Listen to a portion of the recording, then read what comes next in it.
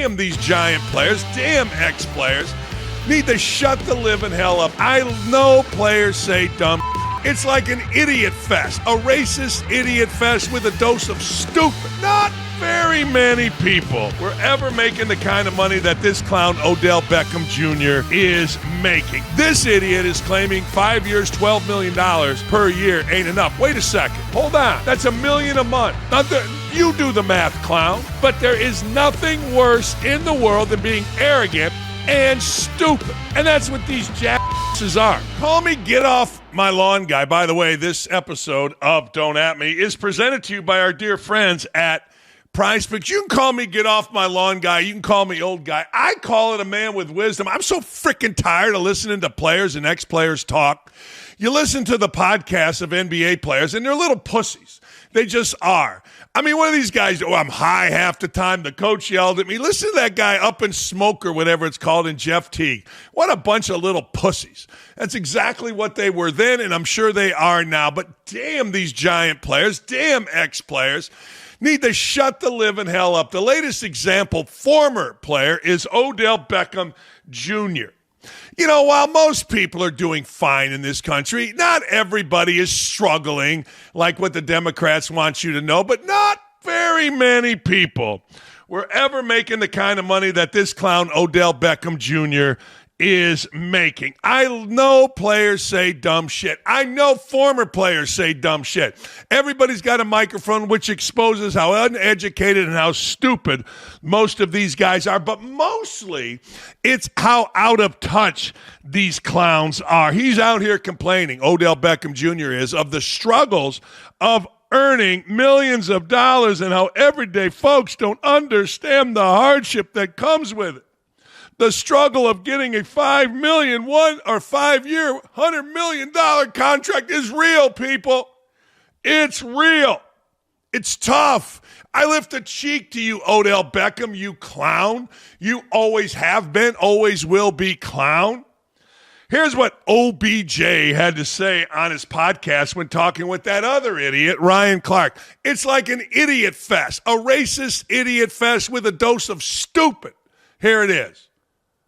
If I didn't have $1 in my account right here today, as we speak, I'm going to be straight for the rest of my life. No question, right? I don't think everybody is in that. And when you've sacrificed your whole life to get here, and you're like, yeah, I played 10 years in the league. And I always explain this to people, I'm like, bro, you give somebody a 5-year, $100 million contract, right? What is it really? It's 5 years for 60. You're getting taxed. Do the math. That's 12 a year, you know, that you have to spend, use, save, invest, flaunt, like whatever, however, just being real. I'm gonna buy a car, I'm gonna give my mama a house, I'm gonna do, everything costs money. So if you spending $4 million a year, that's really $40 million over 5 years, 8 a year, you know? And now you start breaking down the numbers, it's like, that's a 5-year span of where you're getting $8 million. Can you make that last forever? And you always hear the people who ain't us, and ain't been in the position, like, oh, well, that would last a lifetime. Sacrificed your whole life, really? You really sacrificed your whole life? What'd you really sacrifice? You were out there partying. You were out there acting like a jackass. You were out there throwing money around at LSU players. These guys act like they did something. They were physically gifted. They worked at it. And next thing you know, like most Americans figure out something and work at it. What are these great sacrifices these idiots have? That's the first thing. Sacrifice your whole life. Shut up. You're like 21 when you went in the league. You haven't even started your life, you idiot. No, seriously, this kind of shit pisses me off. Haven't even started your life. Hey, look, I get it. When Isaiah Thomas was the head of the NBA Players Association, he told Coach Knight, now you get rid of about 52% of your money before you ever touch it. 52 cents on a dollar. This idiot is claiming 5 years, $12 million per year ain't enough. Wait a second. Hold on. That's $1 million a month. You do the math, clown. It's $1 million a month. That's how stupid this guy is. This is how untouched this guy. But the main thing is you sacrifice. Why? By having to go to school? I mean, to keep your grades up? Is that some great sacrifice, dingbat? Why? By having to go to college where everybody kissed your ass? while you were such a jackass to students in college, at least allegedly? No, really, what was this great sacrifice? Oh, man, I had to get up at 6 o'clock and lift weights. Yeah, my entire family got up at 6 o'clock to go either teach or go into a steel mill. What exactly did you have to do? Go lift weights, go have a catered dinner or breakfast? What, at LSU? Where's this great sacrifice, son? No, I get it. Why don't you just say what's true? Yeah, we're idiots. Yeah, we buy cars. He said it. You got to show off. Yeah, well, don't. Take the show-off money, dipshit, and put it in a mutual fund. Go to American Funds. Get yourself a financial advisor, you clown. I mean, it just irritates the living shit out of me. So let's break down the money. Here it is. Let's take an NFL player earning $12 million a year. A player with that salary would pay. No, he's already paid the taxes. This is where Armando's wrong, but let's do it. 4.7 in federal. That means he's taking home 7.3 before state income taxes and whatever the agent fee is, which is 2 to 3%. Even in a state with an incredibly high income tax, you can safely calculate a net of around $5.5 million in worst case scenario. Multiply that by 5 years, you're talking about netting $27.5. Throw in $2 million in the S&P for 2 decades as an emergency fund. That would come out to around $13.4 million with a compounded interest rate of 10%. Sorry, but my tears run dry today to share any for OBJ and his fellow multimillionaire friends. That's right. That's exactly right. Now remember, Odell Beckham had already rounded it to $12 million. He talked about 5 years, $100 million deal.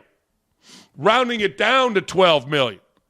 No, these guys are so out of touch, so full of shit. Yeah, we got to make it last. Really? Then why don't you think about that? Oh, man, the sacrifices. Maybe the house is only 5,000 square feet, not 50.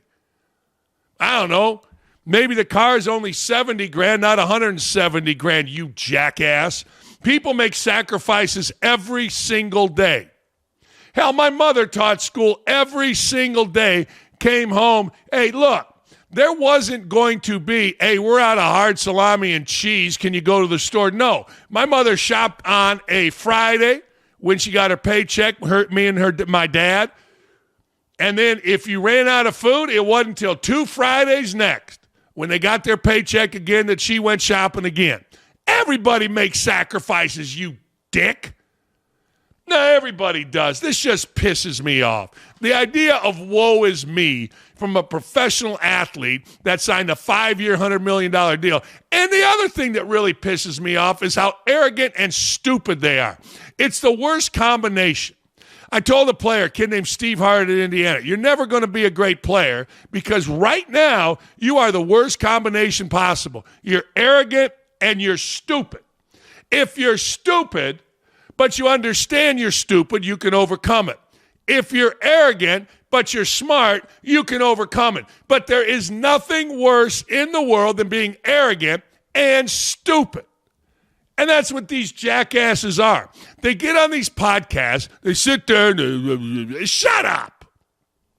And there is no bigger group of pussies in the world than the up-and-smoke Steven Jackson and whatever that other guy Barnes is or Jeff T. They bitch whine. The coach yelled at me. I got sad and got high. Shut the fuck up. Just shut up, all of you. Honest to God, walk like men once in a while. Man, these dudes are still little kids trying to be little kids. So Odell Beckham, I lift the cheek. You can suck it and my ass. There you go. You got all of them. You got the trifecta. When I lift a cheek and I tell you to suck it and I give you my ass, I got to tell you, that's some serious shit right there. You done gone and done it. You done pissed me off because that is the triple crown of me telling you to fuck off. I love this show. I love this show. We'll beep that out. But boy, did that piss me off. And then I'm going to this other idiot, Abdul Carter, in a minute. He dumber and dumb What's wrong with the Giants? What's in the water in New York? This episode is brought to you by Prize Picks. They're pissing me off today, Prize Picks. I'm sorry, but they are. You're going to have to help me because I'm going more on a couple things tomorrow night. Anyway, it's the holiday season. Best way of the year for sports, bowl games, basketball matchup, playoff pushes, all happening at once.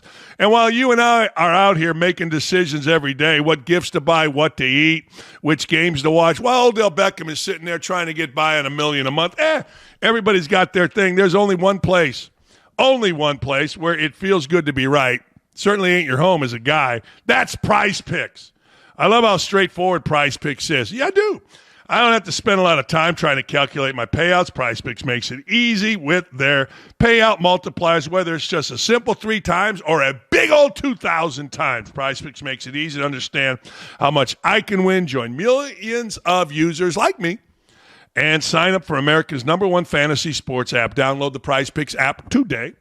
Use code DAKICH, that's Dakich, to get $50 in lineups after you play your first $5 lineups. That's code Dakich to get $50 in lineups after you play your first $5 lineup. Prize Picks, it's good to be right.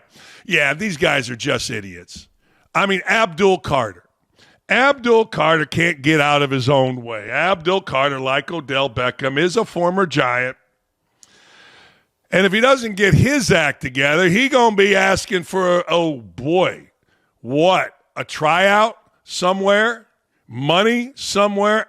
He going to be sleeping on what? Odell Beckham's $20,000 couch that he could have gotten for, $1,000 over at Kittle's? Idiots. Stone cold idiots. He's a 3rd overall pick, and he keeps effing it up. Listen to this. Here's Odell Carter. Armando's working hard. We should probably have gotten a clue how immature and entitled Abdul Carter was when he asked Lawrence Taylor to wear his number without having accomplished a single thing in the NFL. And when that request was denied, he then asked Phil Simms to unretire his number so he could wear that. Again, an unproven player making a claim to greatness he had not earned. Hell, he hadn't even really earned it at Penn State. Get out of here. But if those moves didn't show where Carter's head was, this is Armando, the last 3 weeks surely have, because he's been benched twice in that span for failing to abide by the most fundamental of team rules. Be where you're supposed to be on time. The shit ain't that hard. I think I played sports from the time my dad illegally got me into an older league at 7 years old until I was what? I don't know. Stopped coaching at 45? I don't think I was ever late for anything. I don't think I was ever late for a practice. I know I wasn't. I don't think I was ever late for a game. I don't think I ever didn't pay attention. I mean, damn, it ain't that hard, stupid. Let me guess. That's the answer that this idiot will give. You'll hear it in a minute. Honest to God, Carter was benched the first 2 series of Monday night's game against the Patriots, but that wasn't the bottom quite yet. He followed a misstep with an initial vulgar defensive reaction afterwards. He's an idiot. I mean, we can say it. You're racist, tough. Man, you're a hater, good. Yes, I'm a hater against jackasses. That's what I am. I am officially the official hater of jackass players. I'm going to put it on my head. I'm going to put it right across right there. I'm going to put it on my forehead, put it on the back of my head so you can read it. Official hater of dumb shits. How about that? And then we'll put a list. You know how guys go to Cleveland Browns game and they put the list of all the quarterbacks? All those quarterbacks that the Browns have had. I'll put the list of all these idiots Odell Beckham, Abdul. I'm going to put it right. I'm going to get a tattoo. I know a tattoo guy. He'll get that done for me. Jackassery makes me crazy. Here's this idiot, Abdul Carter. God, play him. Your second time in 3 weeks. You didn't start. What happened? It happens. What happened? I ain't gonna get into detail. Like I said, shit happens. Why? Why, Abdul? Where's he looking at? Ask me the same question. I just answered. What a dick. You know what? There's a great picture of Michael Jordan kneeling at the scores table looking at Dean Smith. Dean Smith's coaching him. I would put that all over my locker room. Seriously. See if you can find that picture, if you don't mind, somebody. I don't know. It's a great picture. It's when he was at North Carolina. Look at Abdul Carter. He's such an insecure, lying douchebag that a reporter asked him a question. What was he looking at over there? Is he looking at it in disgust? Is he? Really? Abdul, whatever the hell his name is, Odell Carter, what the hell? We'll combine two idiots. Abdul Carter, to me, is representative of every jackass player. Now, not all players are jackass. Some of them are busting that ass. But Abdul Carter is representative of the modern jackass. He's the modern Tracy McGrady. Tracy McGrady was the first guy that I ever saw go into the NBA and get national commercials without having done shit. And he never did shit. Yeah, he's in the Hall of Fame because he scored a lot of points. Big deal. You ever hear of a heroic finals run by Tracy McGrady? Of course not. He made some shots. He played a long time. But this is Abdul Carter. And there it is right there. I would put that picture in my locker room if I ever went back to coaching. Every place players went. It would be in the shitter, on the door. It would be above the pisser. It would be on every wall. Players would get tired of seeing it. That's the greatest athlete ever. Looking at a white guy. By the way, we have to specify that now because the brothers don't really want to hear it from the white guys, right? But this is a white man who didn't care about race. No coaches do. Players do because they're taught to now.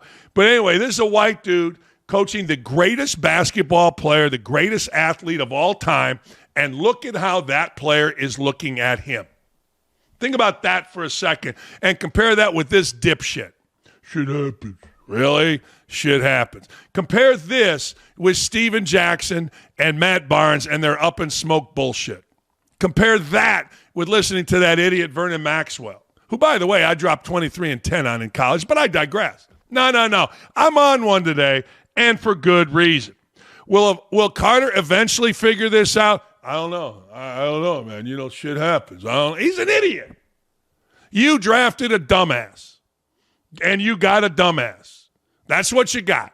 You took a chance, and if you didn't know he was a dumbass, then fire everybody in your scouting organization. There is one thing that scouts need to know. Is a player built for success? Is a player built for winning? That's it. Yes, I know the numbers. Yes, I know the combine stuff. Yes, I know the lifting. Is he built for winning? Meaning, is he going to be late? I don't care his numbers. Is he going to be a distraction? Is he going to be a dumbass? It's that simple. It's literally that simple. And these scouts don't look at, hey, man, he's got really long arms. Yeah, is he built for winning? Will he get here early? Will he stay late? Will he continue to develop? People ask me all the time, about players in the NBA. Look, a great athlete can score a bunch of points in the NBA, but Jordan, Magic, Bird, Isaiah, LeBron, they all added to their game. Kobe, they all knew what they didn't do well. I hate to put Kobe in there because of his off-the-field stupidity, rape, stuff like that, whatever. But I did, basketball-wise. I hate to do it, though. Hate to do it. But anyway, I got to tell you, long story short, these guys ain't it. They're going to make a lot of money, they're going to get a lot of attention, and they're going to be gone unless they straighten their shit out. So I'll give Abdul Carter the benefit. Yeah, maybe. Maybe he will. That's not a yes, that's not a no, that's kind of chicken shit because I honestly don't know. Hey, you enjoying the show? What are you doing? You're here on YouTube. You went to youtube.com/@ don't at me with Dan Dakich. Now hit the button that gives you alerts. That's that little bell. And, of course, likes, comment, and subscribe. And tonight, ladies and gentlemen, 6 o'clock, we'll be right here talking that Yang, making some laughs. Love him every time he's on our show, and he's just bragging about getting shouted out by Jason Whitlock. That's second of the things that's happening to him today. He got to be on our show, Anthony Lima from 92.3, The Fan in Cleveland. Let's get right to it. Is Shedeur Sanders, I know it's only 2 games, is he the future big boy? No, doubtful. Really hard for him to overcome being drafted by a bad team and in the 5th round. That is a recipe for really having to overcome a margin for error that I just don't know if he's going to be able to do it. He has shown, Dan, some flashes. But as I say on the air, man, Gardner Minshew came into the NFL as like a 6th round draft pick. when the quarterback ahead of him was out, Nick Foles, and he played like a longtime NFL backup, and a sometimes starter immediately. So you don't have a lot of runway. You don't have a lot of margin for error. You just have to come in and play well. And there just haven't been enough of those splash plays that I think you would have to see for him to have any kind of a job carved out next year for the Browns or perhaps anywhere else. Strange bedfellows. What's Whitlock shouting you out about? What did he do?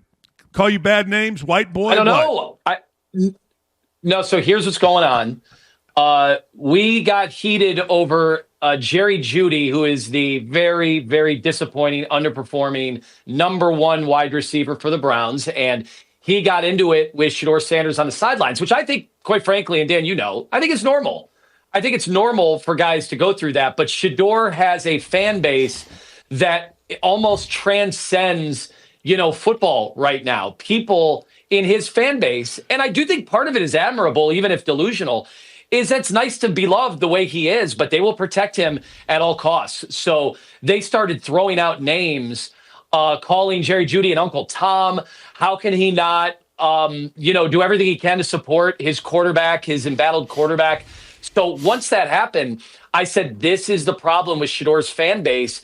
And it happened, by the way, with Colin Kaepernick's fan base. It happened with Tim Tebow's fan base, is that NFL teams in that league just don't want to deal with that. They don't want their coach to be called a racist. They don't want, any of the baggage unless you can truly back all that stuff up on the field and make all that stuff irrelevant.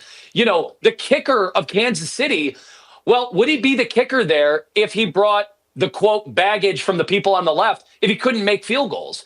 But he had made big field goals in the playoffs. So one political side, Dan, I love talking to you about this stuff because we can't really delve a lot into it on other shows, is that you have these factions, but if your play on the field isn't good enough, then those factions can get very, very loud.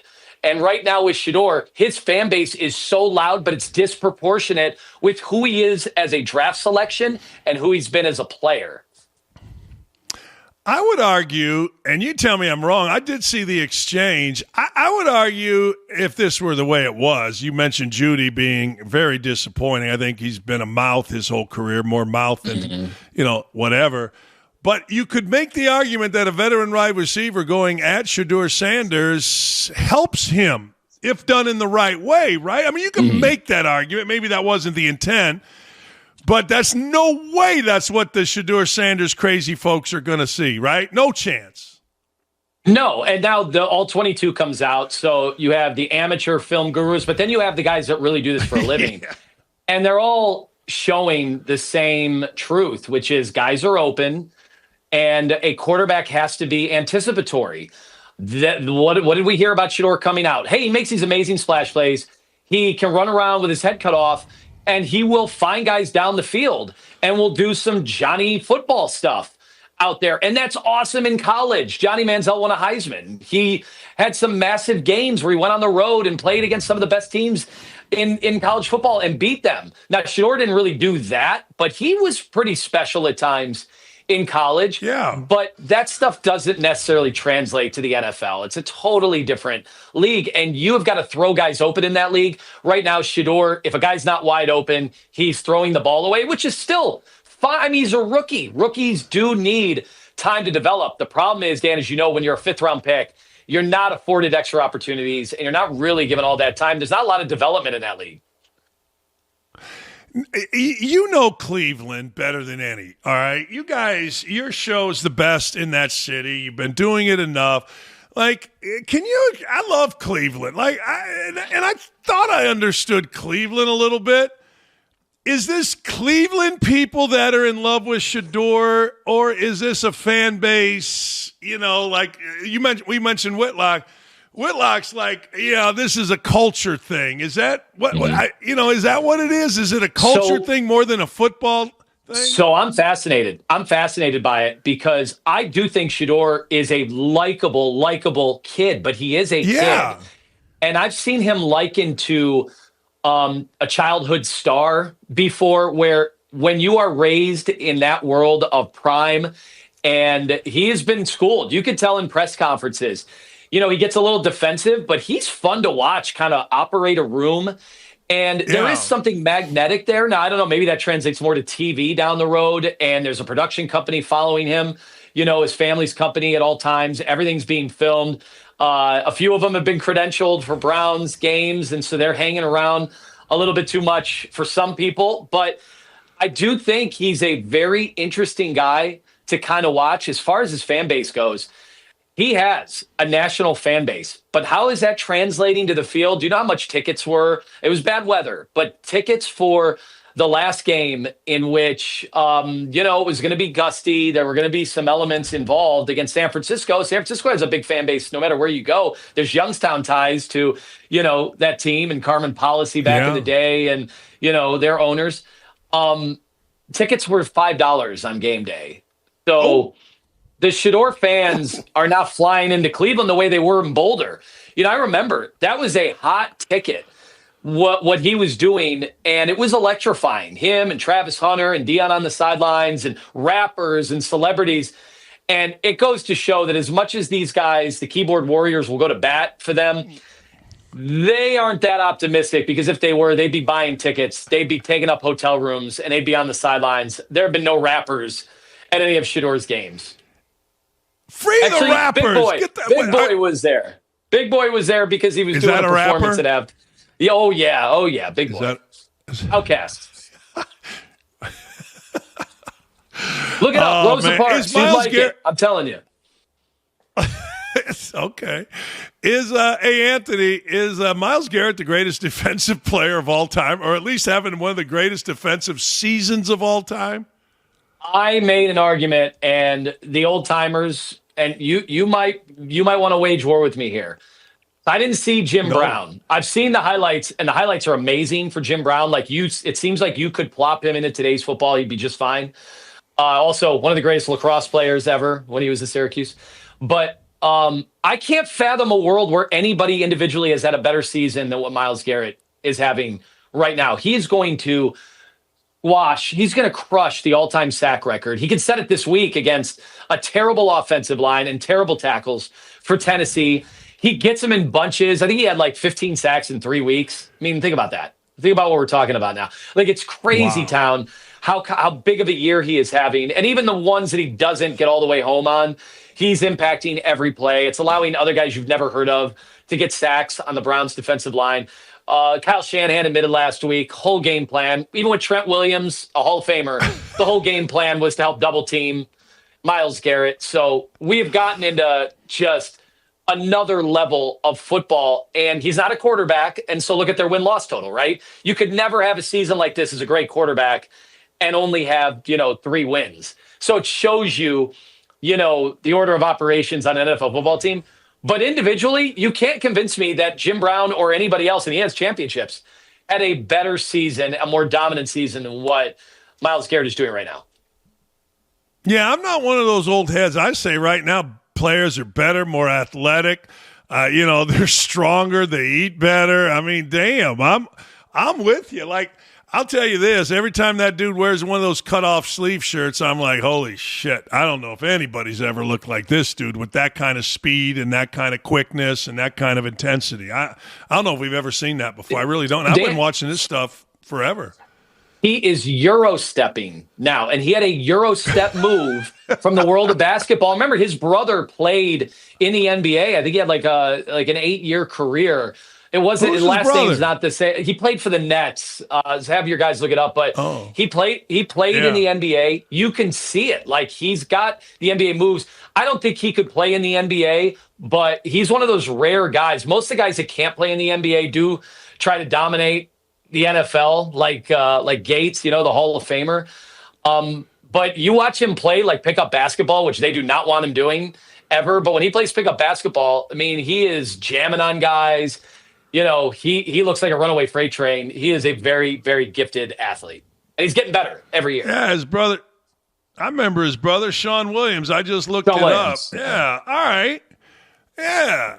He couldn't play in all those. Now, the one thing I will argue with anybody about, we were hoping Randy Moss was going to come on the team at Marshall when he was at Marshall. because he would fuck the whole thing up. We knew it, and he would be a mouth, and he wasn't that good, and that whole. Let me ask you a question we've been asking here: is every coach in the AFC North going to get fired or should get fired? No, I think here's what's going to happen. We could be heading for a big reset, though. I do think Cincinnati is probably going to miss the playoffs, even though they're only 2 games out right now, and they do have a game. Yeah, I know. Games against the division. But if it all stands where it is, I think Kevin Stefanski's getting fired, without a doubt. I basically pushed that into a certainty. Harbaugh, I think, stays, but this is alarming what's happened to Lamar Jackson. And who is Lamar now? Lamar is getting worse as a passer. So as he is becoming less of a threat to run, he is not being able to, and he's banged up too, in all fairness to Lamar, because I've seen him hit targets and make tough pocket throws, but it's all gone right now. His game has dropped off a cliff, and so they can't win games the same way. And you can see it's even impacted their defense. And their defense, in certain spots has gotten old in a hurry, and they don't have Ozzie Newsome drafting the talent anymore, putting Hall of Famers on that team left and right. And then, the Pittsburgh Steelers, I think there's going to be a parting of ways. I don't know if they can trade him or whatever, but this is year 19. And I think he needs a Sean Payton year. I think he needs 1 year away, go do TV, go pick up the phone every day, an Urban Meyer year, right? Your buddy Herb did that when he stepped away, and he used it to get reacclimated with, hey, who are the new young guys coming in? What are they running? What are they doing? And I think that would be very valuable in the NFL because, look at his coordinator hires over the last 10 years. Look at the quarterbacks. He's playing prehistoric football, and his defense got old and expensive in a hurry. You're the best guest to have on because I can ask you any question, and you got an opinion that's informed. So let me ask you this question. Back to Tomlin for a second. James Harrison came out ripping Tomlin. I never thought isn't it amazing how players – after the fact, pile on guys. If you're piling on Tomlin, hey, he should go or he shouldn't go. But I get fascinated by that kind of thing, Anthony. I really do. It's fascinating to me. So when Dan, I think this extends to any walk of life. When you are around people that are, there are a lot of great athletes, but they're not necessarily winners off the field. And then you see why, right? Excuse makers, victimization. Things didn't go well in their life. Maybe they were taken for a ride by a financial guy and they're bitter, they're broken. And athletes always, the ones to me that are not the winners, the losers, they're always talking about if I was used right, if I was played right, if I had the right people around me. The winners are the ones who are like, it was my fault. It was my fault. And this coach helped me. I'm only here because of this coach. I'm only here because of my family or the community or people, my high school coach. The people that never mention any of that, I feel like you can see it in real life too. Just think about your friends. Which of your friends are the winners? Which are the losers? And the ones that are the winners, they understand that they hard work was needed, but they also needed help around them. And I always look at the ex-athletes who are doing the podcast right now, and they blame everybody. They blame the league. They blame the media. They blame their teammates. They blame the coaches, and then the next coaches, the coaches they got fired, and then the ones they brought in because they got them fired. And you can see a pattern, and you wonder, are they podcasting because they need the money? Because things didn't go well outside. They didn't take advantage of all the resources. I look at the resources that are there for the winners. I always laugh. I was in school at Ohio State when they won the national championship with Jim Tressel. To a man, all of them have great jobs, great gigs. Even Maurice Claret. Yes. Maurice Claret, who is in prison, is now making a ton of money. He's speaking. He's doing medical device sales. And he admits where he went wrong. I'm telling you, there's something to it. And it's not just about sports. It's so much more than that.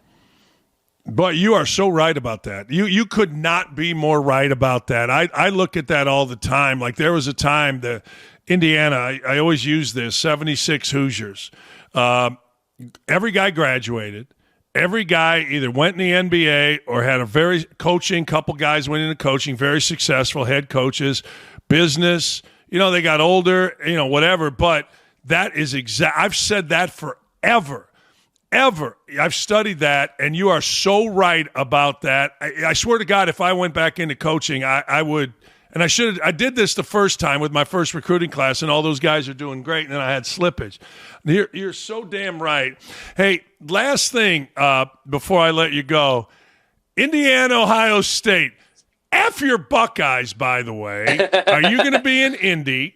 And where do you see this game? How do you see it? By the way, one of the better towns to ever have a big game, because no matter how cold it is, the whole town is connected, either in tunnels or, everything's insulated. It's great. Walkways. I've had a great time. Yeah. I'm not going there this year, but it is a great time.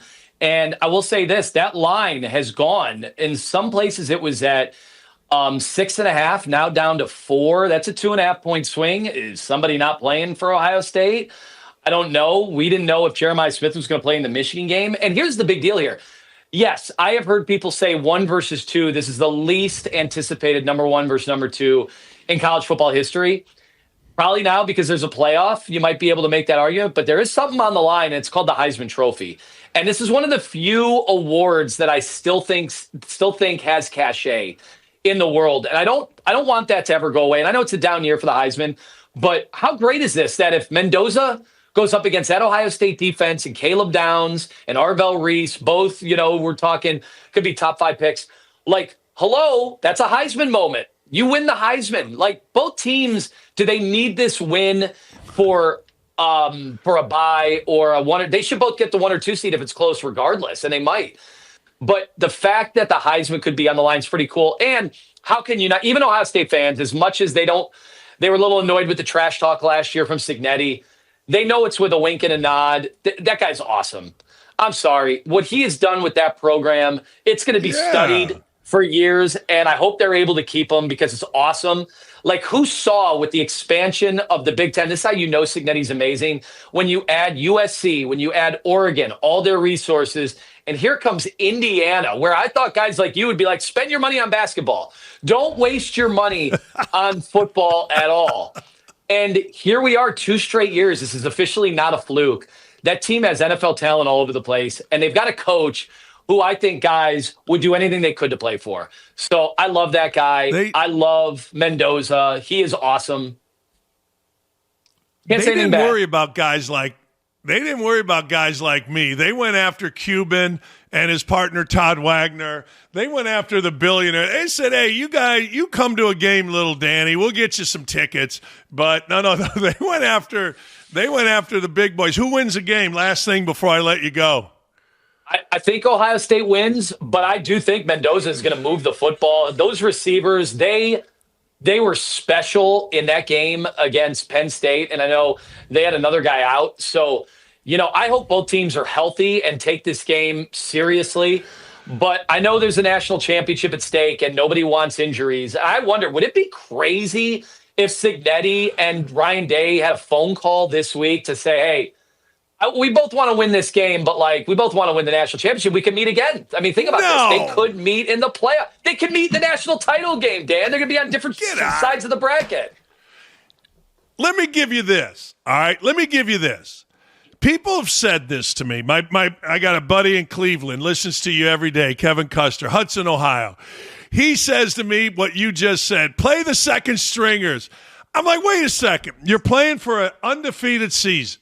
You're playing for a Big Ten championship. You're playing for the Heisman. You're playing for the nation's number 1 seed. How are people – I know you Ohio State fans are used to all this shit. We're not. So how can you say this is – and I know you're not wrong. People are saying this because of the playoff, but there's a lot at stake here. I'm playing everybody. If somebody gets hurt, screw it.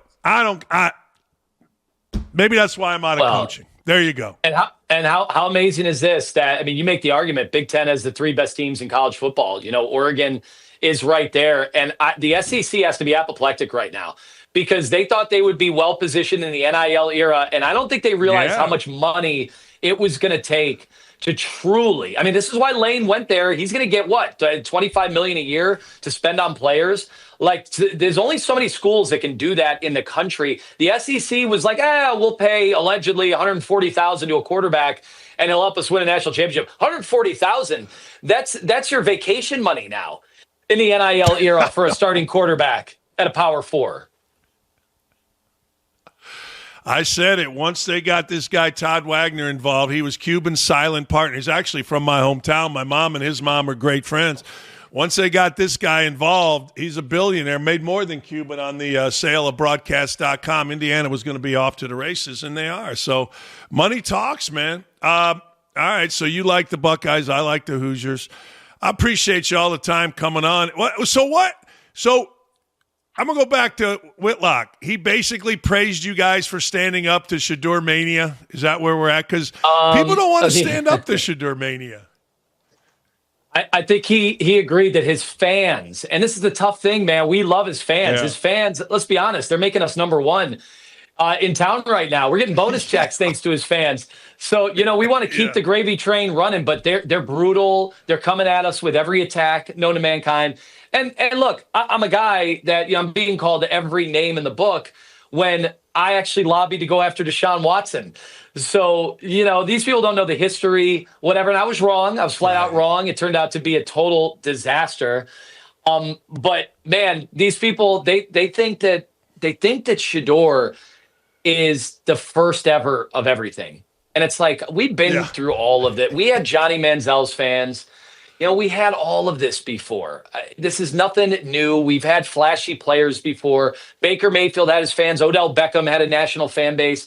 We've had these guys before. It's not our first rodeo. We've dealt with it. And the thing is, we always say, and I know some fans don't like this, we're going to be here. You guys are going to come through. You're going to lease here in Cleveland, and then you're going to be gone. And then your fans are going to be gone, and you're going to forget about the whole experience. We will be here. Just, again, building the scar tissue over time. Yeah, you didn't even mention LeBron. You had that craziness, too. Appreciate you, Anthony. Thanks, man. Yeah. We'll see you guys. It is What the Hell Wednesday. Why? Because, it's Wednesday. So what the hell? We bring you the craziest on the internet. Here we go. What do we got, Davey?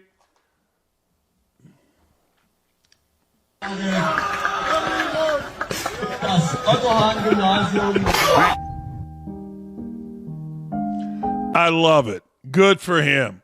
Good, jackass. I mean, where did we get in this? Well, how did we get to this place in society where guys are running races and they got to be complete jackasses? I mean, why? And then you got your comeuppance. I love it. Run your race, do your thing, finish first, and be a dick. It's that simple. But good. Good. I mean, how did we get here? I'm just amazed. I'm absolutely amazed. Huh? If you don't celebrate, did you win? If you don't make an ass of yourself? No. If you don't taunt in an 8th grade race or whatever it is, no, you really didn't win. Nah, you came in 5th. Davey, I hate to see you in such a heavy coat in Nashville. I do. I don't like it. I don't like it, Davey. I need you. I need to live vicariously through you. And it needs to be warmer. Next! Oh là là, wesh, wesh, wesh. Oh là là. Wesh, wesh, wesh, wesh.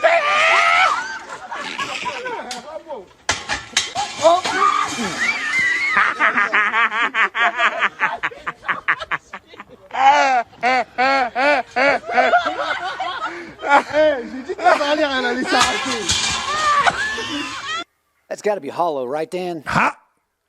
How did we get in this society where nobody's even thinking about helping this fat ass up? I mean, seriously, how did we get here where you got a woman that's got ass the size of 3 axe handles and she falls, she gets, I don't know, wrought iron fence falls on her, Davey. How did we get in this? How do we get to this point in society where nobody even thinks? I mean, you got idiots laughing. You got people with their cameras on them.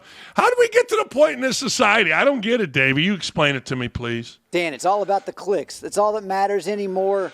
I don't have a video of it, but yeah, you just got to make sure you're just doing it for the clout. I saw there's one guy, he's like trying to be like an influencer, but he's going around just handing out machetes to homeless people saying they can use it for their defense.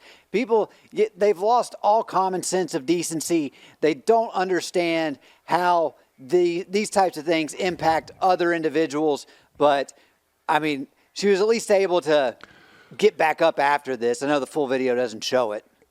Yeah, but still, I mean, yeah, she gets her fat ass up, but man, I mean, you're right. People have just lost any kind of decency. It's astounding. Next, maybe I have too. I don't know. I know I would help somebody up.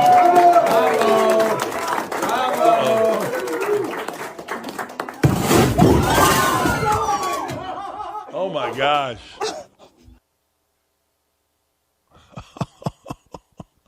Play that back. Was everything on the front of the table? What happened here? What the hell? I'm not sure how it. The legs just gave out. Yeah. There was that one woman over to the side in the, I think that's like some magenta pants, but I don't know if she accidentally hit something or it's just, like you said, they've got everything on the front and then it just gives out. But this was a Thanksgiving dinner for, I believe it was a family in New Jersey, Dan. What's the go-to play after this happens? I don't really know. I don't know. Like, obviously, it's a cleanup. I'm with you on the lady in the magenta pants. I don't know what the hell she did, but Davey, I don't know. You clean it up and you go see if Chi-Chi's is open or a Chinese restaurant or someplace you could eat quick. Denny's, yeah. I mean, you got a bunch of people. I don't know. You order pizza? Yeah. I don't know, Davey. Man, wow. As Arthur, good for them. Yeah, as Arthur once said on The King of Queens, there's a nice little family joint down the street called Domino's. Call them and get some pizza. Domino's. Yeah. That's all you got. Hey, get out the cards, start cleaning up. Everybody have a euchre tournament and go to Domino's. See what happens. Next. There's no sound with this one, Dan, but there is this is CTV footage of a shoplifter trying to leave the premises, and then an employee comes out of nowhere and whack. Oh, man. Was that a bottle? That's a hell of a shot. I think it's a 2-liter. I mean, look at this dumbass trying to shoplift. People are look at a little fat ass kid is on his phone walking out with flour. Everybody's a fat ass today, by the way. I don't know if you've noticed, including myself.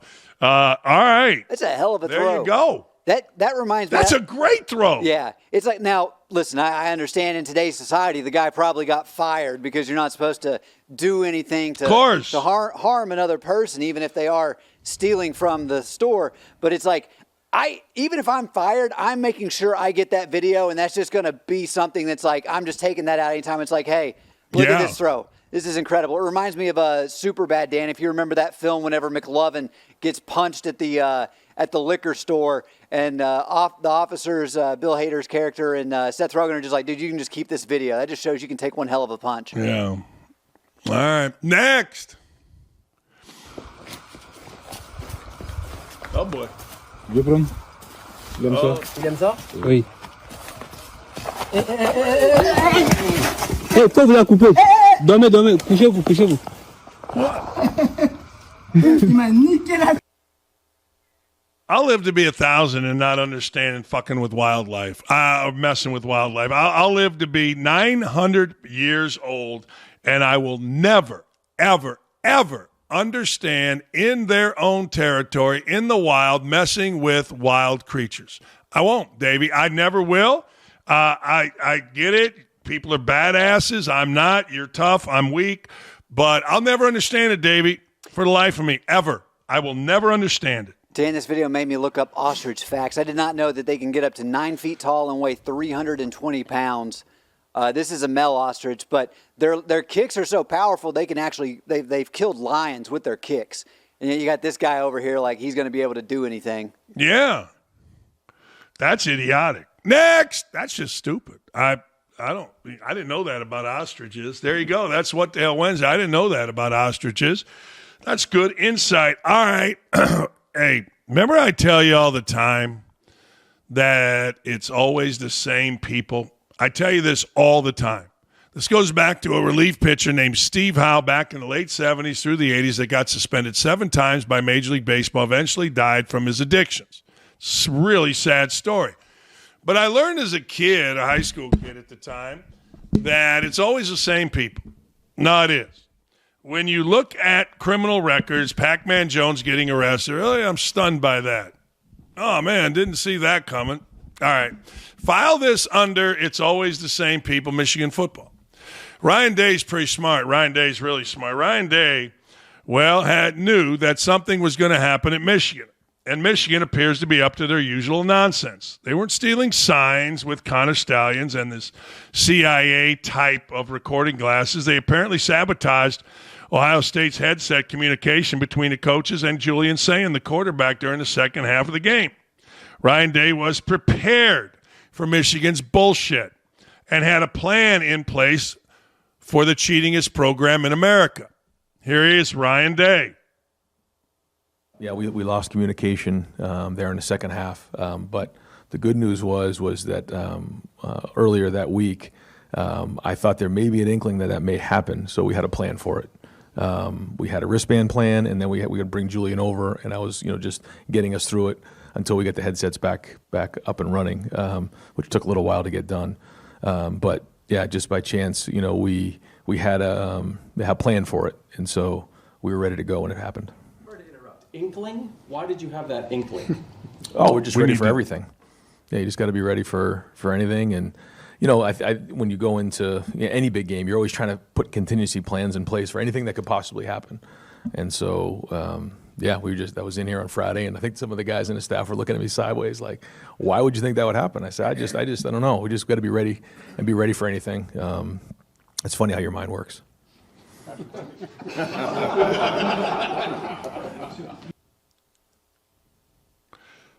Well, Michigan is the cheatingest program in the history of college football. Nobody has had more suspensions. Nobody has cheated worse than Michigan. And if you don't think what they did matter, understand that Michigan will never not be the cheatingest program. Woody, this is obviously a reference to Woody Hayes and that kind of stuff. Translation, we know they're cheaters, so we had to be prepared for the cheating. That's right. Michigan is the worst, most corrupt program in college football history. And literally everybody knows it. Ryan Day knows it. Everybody. I've talked about this many, many times. You don't do what Michigan did with Connor Stallions ever. You want to scout off tape? Great. Everybody in football understands that your head coach getting suspended 6 games, getting suspended 3 different times, your assistant coach, the guy that's now in charge, has been suspended a couple times. Everybody that understands football, understands college athletics, knows that Michigan is the cheatingest program of all time, and nobody knows it better than Ryan Day. And he, ladies and gentlemen, was prepared for it. Brilliant. Absolutely brilliant by Day. Hey, let's woke-a-dope.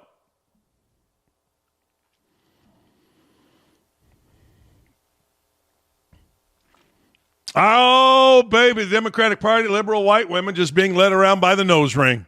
Hey, the newest scam is that, hey, you know what? Somalis are great people. That's the latest scam to go at Donald Trump. There's 2 things brewing right now. Donald Trump blew up cartel boats illegally. Bullshit. Number 2, Somalis are great people. They might be. I don't know, but I know there's 60 of them or 59 of them that, quite frankly, defrauded close to $1 billion of taxpayer money to fund, among other things, Taliban.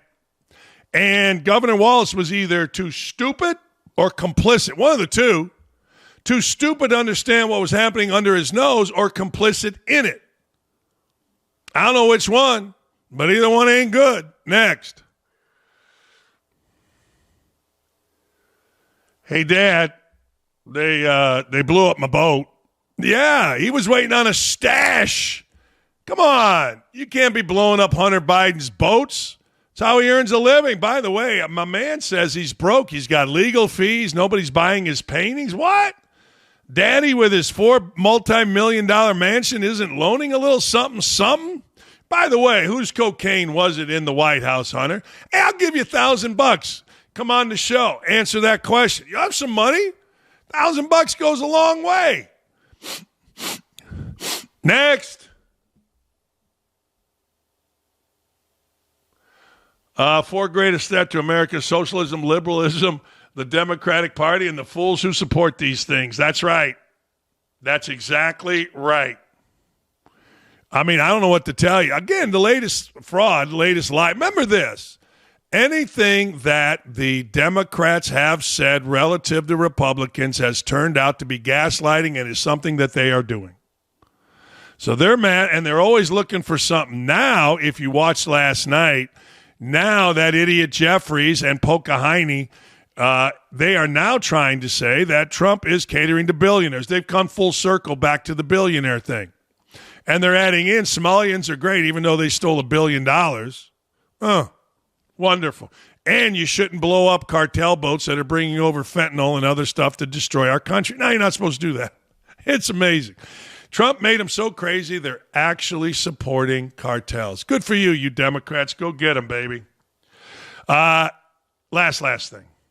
Last thing. Hey, ladies and gentlemen, boys and girls, back to that Somali thing. Isn't it amazing? You've got a group of people that got shipped into, of all places, Minneapolis. And of all places, 80,000 of them became a big voting bloc.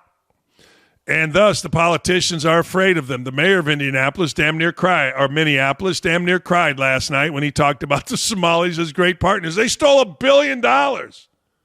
What are you talking about? What is wrong with you? But the most amazing thing is watching how people are now defending these folks. You cannot have this level of fraud and be for these people. As a mayor of a major city and a governor of the state it's happening in, you got to either know and stop it, don't know and be an idiot, or know and be complicit. Here's the mayor, Jacob Fry, warning Somali residents that DHS is a-coming. Here he is. Good afternoon. My name is Jacob Fry. I'm the mayor of Minneapolis, and we are here to respond to a number of credible reports from several media outlets relaying that there are as many as 100 federal agents that will be deployed to the Twin Cities with a specific focus on targeting our Somali community. To our Somali community, we love you and we stand with you. That commitment is rock solid. Minneapolis is proud to be home to the largest Somali community in the entire country. They've been here for decades in many instances. They're entrepreneurs and fathers. They benefit both the culture and the economic resilience of our city.